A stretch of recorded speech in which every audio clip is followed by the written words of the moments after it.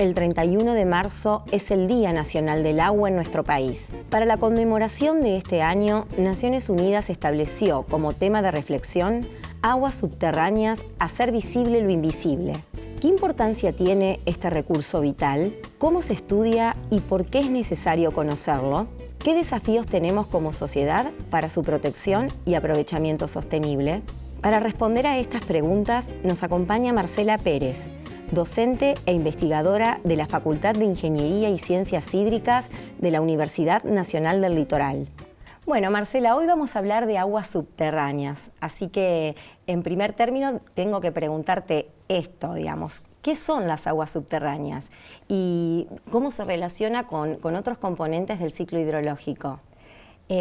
Bueno, las aguas subterráneas es esa agua, ese recurso que utilizamos que no vemos y que por lo general no conocemos o poco conocemos. Sin duda tiene una relación, es una componente más del ciclo hidrológico.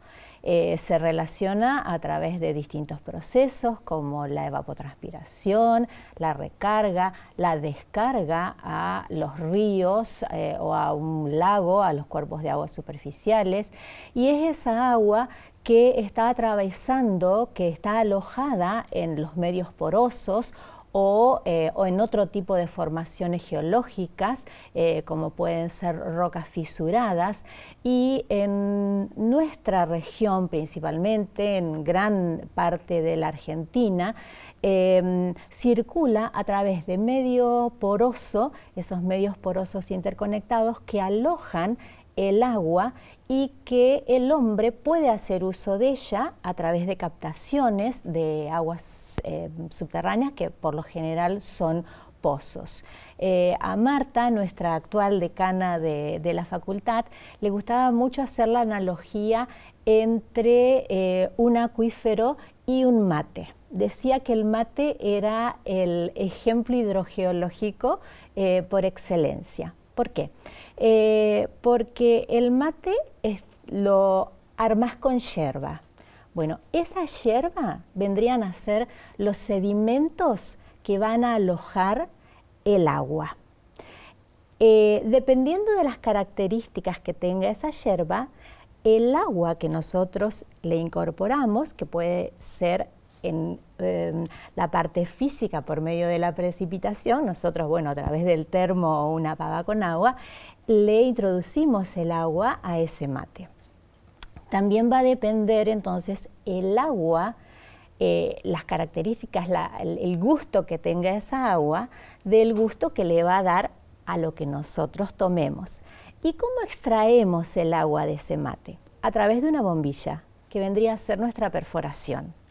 La parte del filtro de la perforación es la parte de la bombilla por donde ingresa el agua y bueno, y el resto de la bombilla sería la tubería por donde sale el agua y el hombre la puede utilizar. Claro, y tenemos entendido también que es una de las fuentes, de las principales fuentes de agua dulce que tenemos los seres humanos en el mundo. Sin duda. Sin duda es una de las mayores, o sea, del porcentaje de agua dulce de nuestro planeta, que solamente es el 3%, de ese 3%, si nosotros lo llevamos a un porcentaje igual al 100, el 29% de ese porcentaje son aguas subterráneas.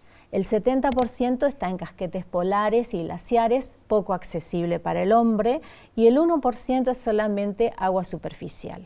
Entonces, el 29% del agua que puede llegar a ser consumida por el hombre y puede ser utilizada para las distintas actividades que realiza el hombre, proviene del agua subterránea.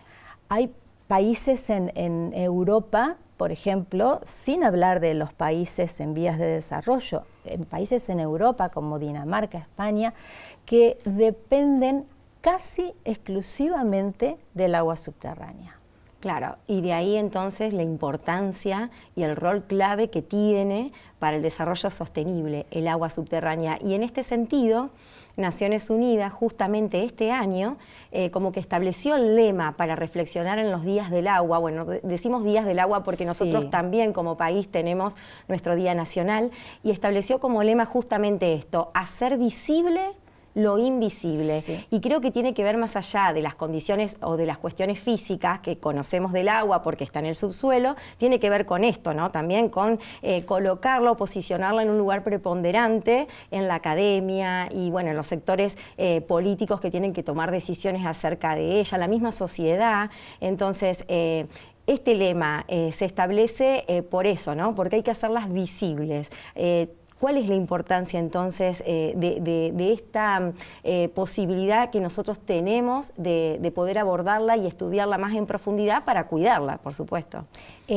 Bueno, este año a mí particularmente me encantó el lema que eligió Naciones Unidas para ello, hacer visible lo invisible. Porque es cierto, si no conocemos, si no lo vemos, no sabemos que existe y no lo conocemos. Y hay muchísimo por hacer y por investigar para las aguas subterráneas, ya sea tanto en calidad como en cantidad. Nosotros creemos que el agua subterránea es un recurso infinito. ¿Por qué? Porque, bueno, lo consideramos como el ciclo hidrológico, entonces el ciclo hidrológico tiene un principio, llega a su fin, pero vuelve a empezar. ¿Qué es lo que sucede? Para la vida del hombre, el agua no logra cumplir todo ese circuito que nosotros estudiamos dentro del ciclo hidrológico. Entonces, para la vida del hombre, el agua es un recurso finito y vulnerable. Entonces, tenemos que cuidarla tanto en calidad como en cantidad. En cantidad, no explotando más de lo que debemos. ¿Sí? ¿Por qué? Porque las tasas de renovabilidad del agua subterránea no son como las del agua superficial. Nosotros, bueno, acá en la ciudad de Santa Fe estamos muy acostumbrados, dado nuestra geografía, a ver cursos de aguas superficiales. Estos cursos de aguas superficiales tienen una velocidad, no sé, pongámosle 10 metros por segundo, por decir una cifra. El agua subterránea circula a velocidades 1000 veces menor o más incluso. Entonces, esa tasa de renovabilidad que tenemos en el agua subterránea es ínfima comparada con las aguas superficiales.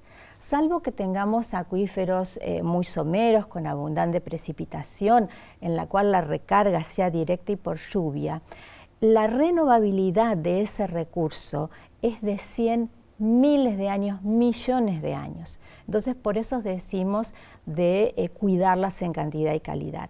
Además, una vez que se contaminan, es muy difícil recuperarlas, ¿sí? Entonces, la forma que tiene el hombre de extraer el agua subterránea a superficie es a través de perforaciones. Diseñemos bien esas perforaciones, hagámosle las protecciones que se necesitan, las aislaciones necesarias. Si la hacemos en superficie, bueno, realicemos en la boca de la perforación una protección, de modo que las actividades que realicemos, si hay, por ejemplo, no sé, alguna actividad como, no sé, puede ser un criadero de aves o de algún tipo de animales, que cuando llueva esos desechos no escurran hacia la perforación y puedan ingresar directamente a través de esas vías preferenciales. Justamente eso iba a preguntar. Las principales fuentes de contaminación del agua subterránea, sí, una es esa, digamos, sí, el escurrimiento directo, sí, de desechos o efluentes que puedan generarse, sí, en industrias, por ejemplo. Sí. ¿Cuáles más son las más comunes o habituales? Algunas industrias suelen inyectar directamente efluentes al ambiente subterráneo. Eso también es una práctica que tiene que ser muy controlada. También dependiendo de los niveles que existan en el acuífero y en un curso de agua superficial, si ese curso de agua superficial está contaminado, puede puede alimentar a las aguas subterráneas y de esa manera contaminarlas. Nosotros tenemos ese mito que debido a que las aguas subterráneas están a una cierta profundidad, la protección del terreno que está sobre ellas le confiere una cierta protección a las aguas subterráneas, valga la redundancia. Pero no es tan así. Existen esas vías preferenciales de contaminación que pueden hacer que el contaminante llegue directamente al acuífero. Claro, o sea, hay que tomar medidas al respecto. Por eso son muy importantes las políticas públicas y las políticas de control también de las decisiones que se tomen. Exactamente. Y bueno, justamente ya que estamos hablando de ciertas actividades y sobre todo características de nuestra ciudad y de nuestra región, a nivel provincia, a nivel ciudad, si tendríamos que hacer un mapa como para caracterizar las aguas subterráneas en términos de uso, de aprovechamiento, ¿cómo sería? ¿Qué nos podrías decir al respecto? Bueno, a nivel ciudad tenemos la experiencia de un CAID pasado y de un CAID actual. CAID son los cursos de acción a la investigación y desarrollo de la Universidad del Litoral, son subsidios que la universidad brinda para realizar investigaciones. En el proyecto pasado, que fue dirigido por la doctora Mónica Delía y bueno, yo como codirectora de ese proyecto, lo que se estudió fue el comportamiento de las aguas subterráneas en la ciudad de Santa Fe ante eventos hidrometeorológicos extremos, es decir, ante eventos de precipitación extrema o de falta de precipitación y también por el ascenso de los cursos de agua que rodean a la ciudad de Santa Fe, ya sea cuando hay inundaciones o también cuando los niveles de estos cursos de agua están bajos. Eso se estudió merced a las investigaciones que se hicieron, pero también a una red de monitoreo que Mónica, gracias a su perseverancia y tesón, implementó en la ciudad de Santa Fe. Una red de monitoreo que por primera vez tiene la ciudad y que permite obtener datos que antes no se podían obtener de otra manera y por lo tanto medir y evaluar características que tampoco, o información que no se disponía antes. Exactamente, exactamente. Ya te digo, Mónica tuvo la visión para estudiar las aguas en el subsuelo de la ciudad de Santa Fe, vio que no había información, vio que se necesitaba datos. ¿Y cómo se obtienen los datos? Bueno, se tiene que perforar el terreno para poder obtener y llegar al agua subterránea. A través de distintos proyectos de investigación, porque fueron a través de la universidad, fueron a través de la Agencia de Promoción Científica y Tecnológica, a través de los proyectos de la Agencia Provincial de Ciencia y Tecnología, que se pudo concretar una red de pozos de observación que actualmente tiene 23 pozos de observación que está funcionando. Los primeros pozos comenzaron a medir y registrar niveles de agua subterránea y calidad del agua subterránea desde el 2008. Así que se tiene una serie importante de registros que se vio un poco interrumpida por la pandemia, por estos 2 años, pero como Moni no descansa, durante mismo la pandemia siguió midiendo algunos de los pozos para no perder esos valiosos registros. En los pozos que estaban más accesibles, por lo menos siguió con las mediciones.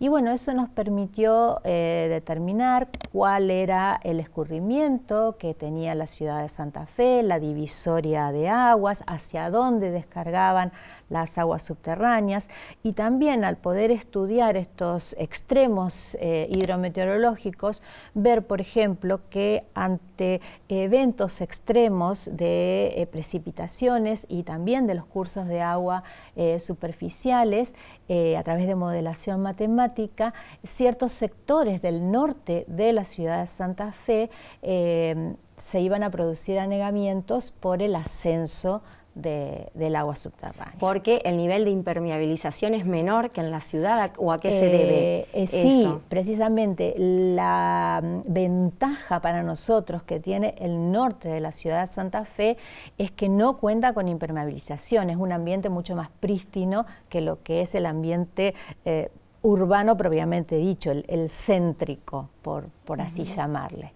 Y ahora el otro proyecto en el que estamos desarrollando es precisamente poder cuantificar y cualificar la recarga urbana en la ciudad de Santa Fe, ya sea la recarga natural como la recarga artificial.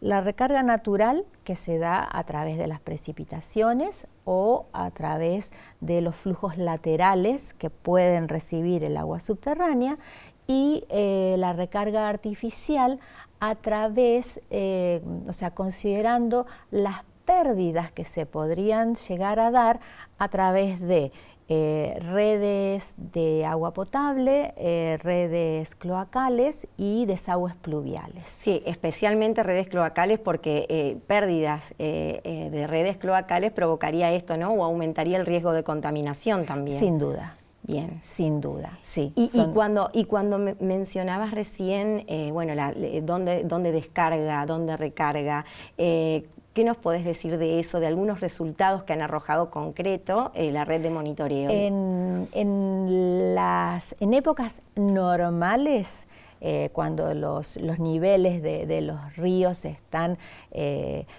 con sus alturas normales, el acuífero es el que descarga en ambos cuerpos de agua, tanto en el río Salado como en la laguna Setúbal. Se ve una divisoria en la ciudad de Santa Fe de aguas subterráneas que aportan tanto hacia el río Salado como hacia el río Salado como hacia la laguna Setúbal. Ya cuando las condiciones cambian, en ciertos sectores se notan aportes de, por ejemplo, la laguna hacia el acuífero. Y en términos generales podemos decir que es de buena calidad el agua, por lo menos en nuestra ciudad, el agua subterránea. El agua subterránea sí, naturalmente es de buena calidad. ¿Por qué decimos naturalmente? Porque hay actividades que el hombre realiza que pueden degradar la calidad del agua subterránea. Y bueno, y justamente en esto de hacer visible, ¿no? Lo invisible, lo que tenemos en el subsuelo de agua, no tiene un nombre específico, pero son diferentes formaciones las que conviven abajo, ¿no? Sí. O sea, diferentes materiales. ¿Cómo se compone nuestro acuífero, el que lo tenemos debajo del subsuelo? Bueno, en la ciudad de Santa Fe tenemos unos 5 o 6 metros aproximadamente de unos sedimentos que, digamos, técnicamente se denominan pampeanos, pero que son limos arcillosos y arenosos que pueden llegar a alojar un acuífero de muy bajo rendimiento. El que le subyace son arenas de origen fluvial, ¿sí?, que fueron retrabajadas tanto por el río Paraná y son parte también de una formación que tiene una gran extensión dentro de la provincia de Santa Fe, conocida como la formación Ituzaingó, y también por su analogía con la que se encuentra en la provincia de Buenos Aires, es conocida como arenas puelches o acuífero puelche. Entonces, esa es el agua que la alojada en ese acuífero, en esas arenas, es la de muy buena calidad y la que se puede explotar. Pero ¿qué es lo que pasa? Sí. Siempre hay un pero. Pero ¿qué es lo que pasa? estas arenas están sobreyaciendo a una formación de origen marino, que es la Formación Paraná, y a veces en contacto directo con esta formación. El agua que está alojada en la Formación Paraná, por ser de origen marino, esa formación geológica, tiene un agua de mayor salinidad. Claro. Entonces, cuando sacamos el agua, o sea, una cantidad mayor de agua dulce de buena calidad, va a subir esta agua subterránea de mayor salinidad. Y eso ha provocado en distintas ciudades de nuestra provincia el hecho de tener que cerrar pozos de dejar de operar los claro, pozos. Para no sobreexplotar el recurso y conservar más agua dulce. Porque se salinizaron los pozos y el agua que se extraía de esas perforaciones era inapta para el consumo humano. Eran perforaciones que abastecían una red de abastecimiento humano y que debido a ese ascenso del agua salada tuvieron que salir de servicio. Claro, ni siquiera tratándola, digamos, después. Porque hay sistemas sí, para tratar hay el sistemas agua. Y de hecho en la provincia hay distintas ciudades que tienen esos sistemas para el tratamiento de salinidad.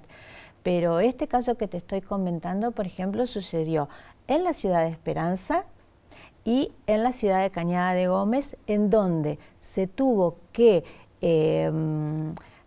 redimensionar el campo de bombeo y ubicarlo en otros sitios para obtener agua de buena calidad. Inclusive controlando los caudales que se extraían, porque si no iban a seguir teniendo el mismo problema. Bien. Y nosotros cuando estamos hablando de red de monitoreo y bueno, del análisis y el estudio y de estas características que tiene nuestro subsuelo, ¿de cuánta profundidad estamos hablando? Como para tener una idea. En nuestra provincia, en nuestra ciudad de no más de 45 metros. Bien. Estamos hablando en un promedio, la profundidad de la perforación es de unos 35 metros. Bien. En la ciudad. Sí, en la provincia de Santa Fe, al tener ambientes hidrogeológicos muy diversos, debido a tanto las características geológicas como la calidad del agua, sí, ahí las perforaciones pueden ser de mucha menor profundidad o de mayor profundidad. Pregunto esto también porque, bueno, en general se tiende a asociar nuestra zona con la presencia del acuífero Guaraní, que es el señor acuífero, y bueno, existen estas otras formaciones que son más próximas a nosotros y no como el acuífero Guaraní, que también de alguna manera nos llega o no. ¿Cómo es? ¿Cómo actúa ahí el acuífero? En la provincia de Santa Fe, inclusive el límite oeste del acuífero Guaraní no está definido. No se sabe cuál es el límite oeste del acuífero Guaraní. Sí se sabe que está obviamente en Brasil, Uruguay, Paraguay y la Argentina. La provincia de Entre Ríos ha hecho muchas perforaciones dentro de su territorio y las que tienen una mejor calidad son precisamente las que están sobre la margen derecha del río Uruguay, en la ciudad de Federación, Concordia. No así ya, por ejemplo, en Colón y Concepción del Uruguay. Las que se encuentran en Villa Elisa, Villa María, La Paz, ya no son de tan buena calidad. La de La Paz tiene una salinidad impresionante, estamos hablando de más de 10.000 gramos por litro, o sea que se puede comparar con un agua salina perfectamente. El acuífero Guaraní, aquí en la ciudad de Santa Fe, se hizo una perforación de estudio. Si bien no está habilitada esa perforación, se encuentra el acuífero a más de 1.400 metros de profundidad. O sea que no sería utilizable a los fines humanos. Claro. Es decir, nosotros tenemos mucho más próximos a superficie acuíferos que se pueden utilizar. Pero hay ciertas regiones de la provincia de Santa Fe que no cuentan con esa agua de buena calidad, y si la cuentan en dosis muy pequeñas. Bueno, eso vendría a ser un desafío, ¿no? Como Sin para duda. cerrar, ¿cuáles son esos desafíos que los desafíos que tenemos por delante como sociedad, como academia, en cuanto al cuidado, a la protección de las aguas subterráneas? Bueno, los desafíos son muchos. Me encantó esto de hacer visible lo invisible, es decir, desde la academia tenemos que hacerlo, tenemos que cuidar la cantidad y calidad de las aguas subterráneas. La provincia de Santa Fe desde el 2017 cuenta con una ley de aguas. Si bien fuimos la última provincia en la Argentina que tuvo su ley de agua, pero creo que es un proyecto sumamente superador respecto de los otros, que actualmente se está reglamentando, está siendo reglamentada. Tenemos que tener en cuenta también los diversos aspectos que tiene nuestra provincia y tener en cuenta también que si bien está todavía el proyecto, porque fue una planificación de Estado del sistema de grandes acueductos de la provincia para dotar de agua de buena calidad a todos los habitantes de la provincia. Esos acueductos todavía falta poder complementarlos, falta poder completarlos, y las aguas subterráneas se siguen utilizando y por lo tanto hay que preservarlas. Bueno, muy bien, muy completo todo, Marce. Te agradecemos mucho la gracias por la participación en el programa, y bueno, nos seguimos comunicando para ver qué novedades hay con respecto a este recurso tan vital para los seres humanos, ¿no? Y para todos los ecosistemas. De acuerdo. Muchísimas gracias por la invitación y a disposición.